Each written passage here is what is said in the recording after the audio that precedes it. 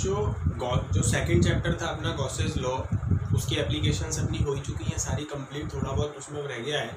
अब जहाँ तक हमने किया है उसके हिसाब से अपन कुछ न्यूमेरिकल्स देख रहे हैं। जहाँ तक भी हमने किया है अब उसके न्यूमेरिकल्स देख लेते हैं अपन। तो फर्स्ट न्यूमेरिकल देखो, determine the electric flux through a surface of area.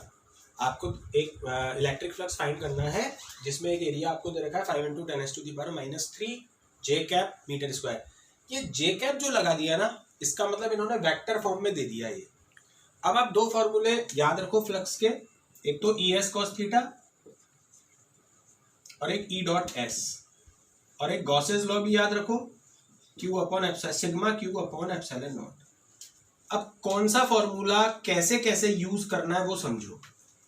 ये दोनों फॉर्मूले जब आपको कोई सरफेस 2D दे रखी हो, 2D सरफेस, 2 डायमेंशनल। अब 2D सरफेस में क्या क्या आ जाता है, सर्कुलर आ जाएगा, सर्कुलर सरफेस हो, ठीक है। इसमें आपका स्क्वायर आ जाएगा, स्क्वायर हो, या फिर इसमें रेक्टेंगल आ जाएगा, रेक्टेंगुलर सरफेस। तो अगर ऐसी सरफेस है, ये 2D सरफेस कहलाएंगी सारी, सर्कल, स्क्वायर, रेक्टेंगल। अगर ऐसी सरफेस है तो ये दोनों फॉर्मूले में से कोई भी एक लग सकता है। ये कब लगेगा, जब आपको वेक्टर फॉर्म दे रखी हो E और S की। ये कब लगेगा, जब आपको E और S का मैग्नीट्यूड दे रखा हो और साथ में थीटा दे रखा हो, ठीक है। ये तो इन दोनों की बात। अब ये फॉर्मूला गॉसेस लॉ कब लगता है, ये लगता है जब सरफेस 3D होती है। 3D में क्या क्या आ जाता है, स्फीयर आ जाता है, स्फेरिकल सरफेस हो, स्फेरिकल, सिलिंड्रिकल हो, ठीक है, या क्यूब हो, क्यूबॉइड हो। ये अगर सारी सरफेस हैं तो ये फॉर्मूला लगाओ, ये मत लगाना। क्लियर है कहानी, ठीक है। तो ये फॉर्मूले कब कब लगाने हैं, अगर आप ये समझ गए तो आप तुरंत फॉर्मूला लगा दोगे न्यूमेरिकल्स में। अभी अब आप बताओ इसमें क्या लगेगा। आपको एक सरफेस दे रखी है सिंपल, 5 × 10⁻³ जे कैप मीटर स्क्वायर। अब जे कैप मतलब इसमें वेक्टर फॉर्म दे रखी है हमें, और यहाँ इलेक्ट्रिक फील्ड भी दे रखा है, वो भी वेक्टर फॉर्म में दे रखा है, I कैप जे कैप। यानी वेक्टर फॉर्म वाला फॉर्मूला हमें डायरेक्ट E.S लगाना है। देखो यहाँ लगा दिया मैंने, वैल्यू लिख दी पहले जो हमें गिवन है, 5 फाइंड करना है। वेक्टर फॉर्म में दे रखा था तो वेक्टर फॉर्म का फॉर्मूला लगा दो E.S। अगर आपने ये तीनों चीजें समझ ली तो फ्लक्स का कोई भी न्यूमेरिकल कर लोगे आप। अब E की वैल्यू डाल दी, डॉट लगाया, S की वैल्यू डाल दी। अब इसको डॉट प्रोडक्ट कैसे किया जाता है, सिंपल समझ लो। सबसे पहले 200 I कैप और 5 × 10⁻³ जे कैप का डॉट करोगे। तो डॉट करने के लिए मैग्नीट्यूड और मैग्नीट्यूड को तो मल्टीप्लाई कर दो सीधे, और I और J के बीच में डॉट लगा के लिख दो। हमने 11th क्लास में भी सीखा था, और वहां नहीं सीखा जिस बच्चे ने वो अभी भी सीख सकता है। मैग्नीट्यूड मैग्नीट्यूड साथ में लिखो, जो वेक्टर है उनके बीच में डॉट लगा दो। अब प्लस लगाओ, अब इसका इसके साथ डॉट करना है तो मैग्नीट्यूड साथ में लिखो, और जे कैप वेक्टर है, इनके बीच में डॉट लगा दो, J.J।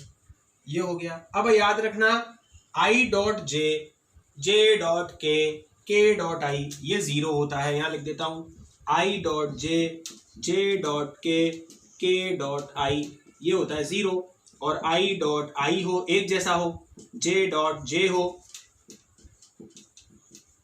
K.K हो, ये होता है 1। तो सेम अगर यूनिट वेक्टर हैं तो उनका डॉट प्रोडक्ट 1 होता है, अलग अलग यूनिट वेक्टर हैं तो उनका डॉट प्रोडक्ट 0 होता है। तो अभी I.J 0 हो जाएगा, I.J 0, ये 0 हो गया तो ये पूरे को 0 से मल्टीप्लाई करोगे 0 आ जाएगा, प्लस फिर ये आएगा 1500 × 10⁻³ और J.J कितना हो जाएगा 1। इसको 1.5 लिख सकते हो आप, ये आपका आंसर आ गया 1.5। तो थोड़ा कंसेप्ट समझ लो, ये कैसे कब कौन सा फॉर्मूला लगाना है डॉट प्रोडक्ट में, ये बात समझ लो। I.J, J.K एक दूसरे का हो, डॉट प्रोडक्ट 0 होता है, एक जैसे का हो I.I, J.J, K.K वो 1 होता है। तो ये आपका फर्स्ट क्वेश्चन है, इसको अच्छी तरह देखो। अब सेकंड क्वेश्चन, तो बच्चों ये है सेकंड क्वेश्चन। ये आपका एग्जाम्पल है बुक का 2.3। A circular sheet a circular sheet, diagram को देखते जाओ, क्वेश्चन को देखते जाओ, ऑफ रेडियस 5 सेंटीमीटर, इसकी जो रेडियस है ये यहाँ से लेके और यहाँ तक जो रेडियस है वो आपको दे रखी है 5 सेंटीमीटर, मतलब 5 × 10⁻⁻² मीटर। सेंटीमीटर को मीटर में हमेशा चेंज कर लिया करो। Placed in a uniform electric field 5 × 10⁵ volt meter, ये इलेक्ट्रिक फील्ड है जिसमें इसको रखा गया है। ठीक है, सच दैट इट्स प्लेन, इसका जो प्लेन है वो makes an angle 30 degree with the field, इस फील्ड से इसका जो प्लेन है वो 30 डिग्री का एंगल बना रहा है। मतलब कि ये कैसे रखी हुई है वो आपको समझना है। जैसे ये सर्कुलर है सपोज करो, तो ये पूरा सर्कल मान लो इसको, ये ऐसे रखिए, इसका जो प्लेन है वो इलेक्ट्रिक फील्ड के साथ 30 डिग्री का एंगल बना रहा है ऐसे। तो प्लेन बना रहा है 30 डिग्री। यहां पर कंसेप्ट ये है कि जब आप फॉर्मूला लगाओगे तो थीटा को 30 मत ले लेना, क्योंकि theta is the angle between E and S, but this is the angle between E and the plane of sheet. तो प्लेन से हमें मतलब नहीं है, हमें तो एस फाइंड करना है। अब ये एस कैसे होता है, शीट के 90 डिग्री पे ये बना दिया मैंने एस, पहले एस बनाओ। अब एस में और ई में कितना एंगल बनेगा, क्योंकि ये वाला एंगल पूरा 90 है, अब ये ऊपर वाला 30 है, तो बचा हुआ 60 होगा। तो ध्यान रखना, प्लेन जितना भी एंगल बनाता है उसको 90 में से माइनस करते हैं तब हमें थीटा मिलता है। तो प्लेन ने कितना एंगल बनाया 30, तो थीटा कितना होगा 90 - 30, यहाँ लिखते हैं 90 - 30, जो भी प्लेन एंगल बनाएगा उसको माइनस करेंगे 90 में से, तब हमें 60 डिग्री उसका थीटा मिलेगा। दिख गया आपको, theta is the angle between E and S and this is the angle between E and the plane of the sheet.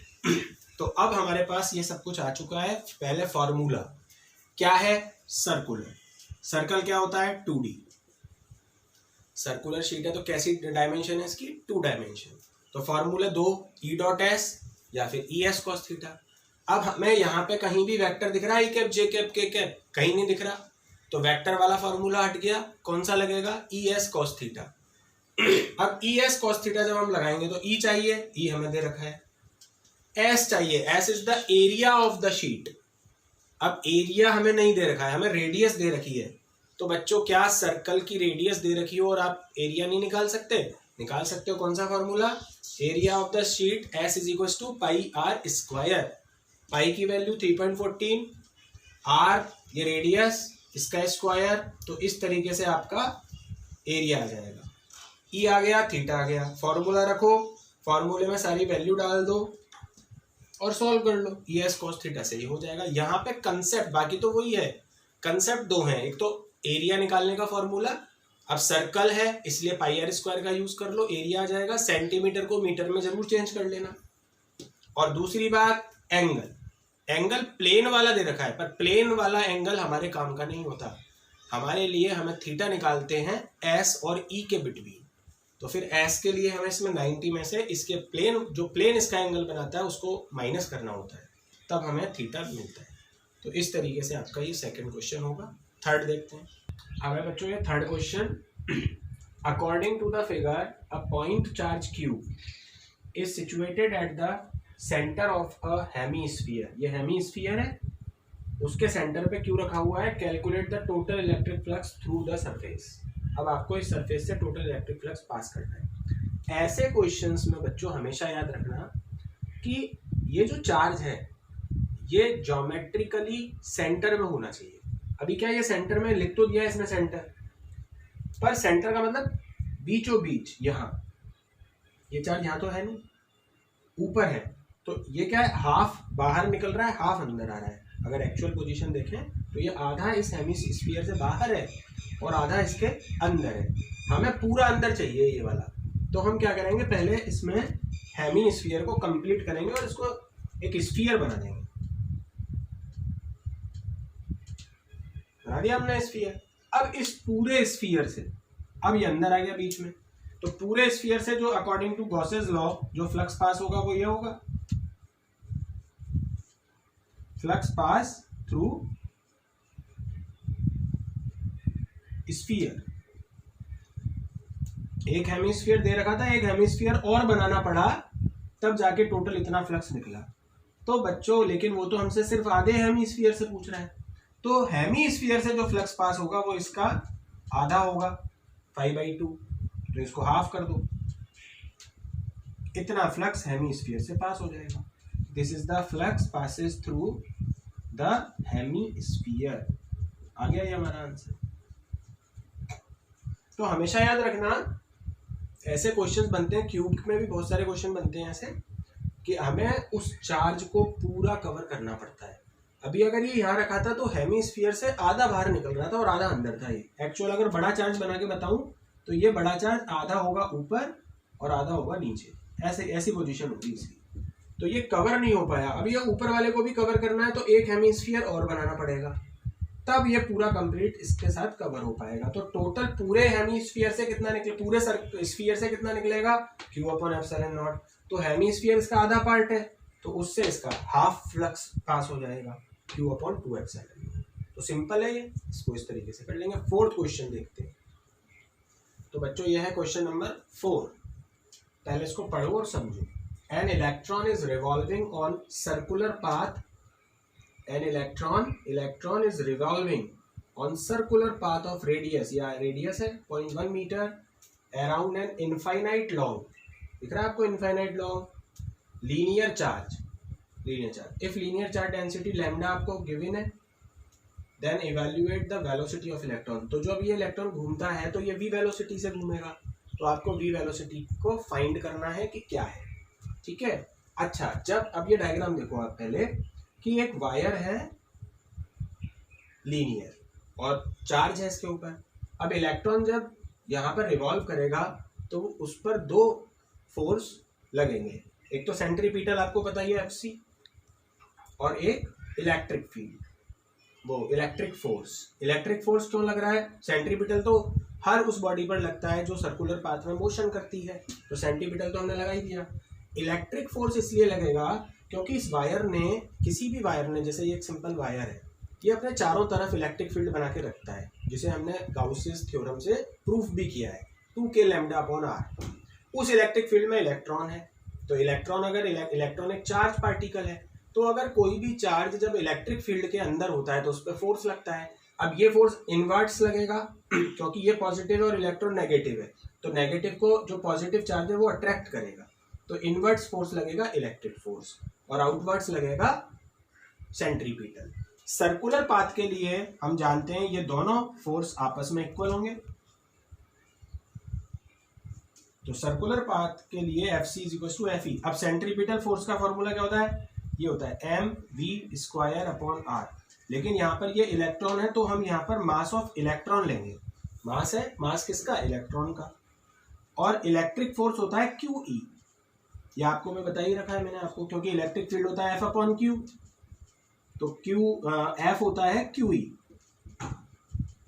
तो ये QE होता है इलेक्ट्रिक फोर्स। अगर E मतलब इलेक्ट्रिक फील्ड में कोई भी चार्ज रख दोगे तो इतना फोर्स उस पर लगेगा। इसी को हम थोड़ा सा QE को ऐसे भी लिख सकते हैं कि Q तो इलेक्ट्रॉन है तो E हो जाएगा, इलेक्ट्रॉन पर चार्ज कितना होता है E, और capital E is the electric field intensity due to the linear charge which is 2k λ/r। अब इस r से इस r को कट कर दो और यहाँ से वेलोसिटी का फॉर्मूला निकाल लो v² का, तो me में चला जाएगा, बाकी तो है E है, 2 है, k है, लैम्डा है, डिवाइडेड बाई m, और अगर यहाँ से स्क्वायर हटा दिया तो रूट आ जाएगा।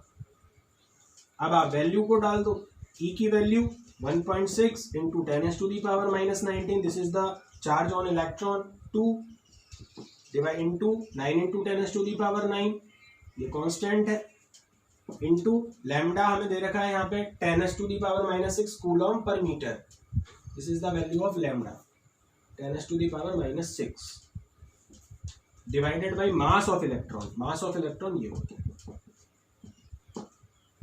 बस आप इसको सॉल्व कर लेना तो भी आपके पास 5.65 इंटू 10⁻⁷ मीटर पर सेकेंड में जाएगा, ठीक है। इसका रूट आपको सॉल्व करना है और हो जाएगा इजीली, 9 से 9 कट कर देना डायरेक्ट, ये 3.2 कर देना, तो आपके पास 32 पॉइंट समथिंग आएगा, उसका रूट 5.65 हो जाएगा। बाकी पावर का रूट करते समय पावर को हाफ कर देते हैं, तो पावर आपके पास 10⁻40 रहेगी, और उसका रूट करोगे तो 10⁻⁷ हो जाएगी। तो इसका रूट ज़्यादा कठिन नहीं है, आराम से हो जाएगा। तो ये बच्चों फोर्थ क्वेश्चन है, ये भी बहुत कंसेप्चुअल है। इसमें दो फोर्स जब भी सर्कुलर पाथ पर, ये बोर्ड में आ चुका है क्वेश्चन, तो जब भी सर्कुलर पाथ पर कोई भी इलेक्ट्रॉन रिवॉल्व होता है तो दो फोर्स लगते हैं, सेंट्रीपिटल और इलेक्ट्रिक, और उन दोनों फोर्सेस को इस तरीके से इक्वल कर सकते हैं। और हम इसमें हो सकता है और भी कोई वैल्यू पूछ ले, इलेक्ट्रिक फील्ड पूछ ले और वेलोसिटी दे दे, तो फिर इलेक्ट्रिक फील्ड भी यहाँ से फाइंड किया जा सकता है। अब हम देखेंगे फिफ्थ क्वेश्चन। हाँ तो बच्चों ये है क्वेश्चन नंबर 5 और एग्जाम्पल है बुक का 2.15। क्वेश्चन 5 क्या कहता है, एक स्फीयर है, स्फीयर ऑफ डायमीटर, ये आपको डायमीटर दे रखा है 10 सेंटीमीटर, यहाँ बनाता जा रहा हूँ मैं डायग्राम। स्फीयर, डायमीटर, ये पूरा डायमीटर 10 सेंटीमीटर। तो मैं रेडियस की बात करूँ तो कितनी होगी बच्चों, मैं रेडियस लिख रहा हूँ यहाँ, रेडियस हो जाएगी इसकी 5 सेंटीमीटर। यहाँ पे लिख रहा हूँ मैं गिवन में रेडियस आ चुकी है 5 सेंटीमीटर, जिसे हम मीटर में चेंज कर लेंगे, ये मीटर में आ गया। 10⁻⁻² को मल्टीप्लाई, 10 सेंटीमीटर डायमीटर का स्फीयर है, इज यूनिफॉर्मली चार्ज, लो इस पर चार्ज दे दो ध्यान से, ये चार्ज आ गया इसके ऊपर Q,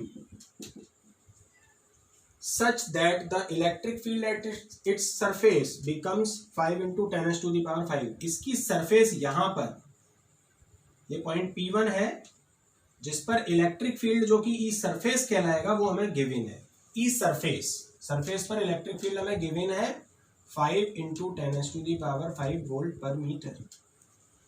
determine the force acting on a charge of this microcoulomb placed at a distance of 25 centimeter from the center of the sphere। Sphere के सेंटर से 25 सेंटीमीटर की डिस्टेंस पर यहां पर एक चार्ज रखा हुआ है Q0।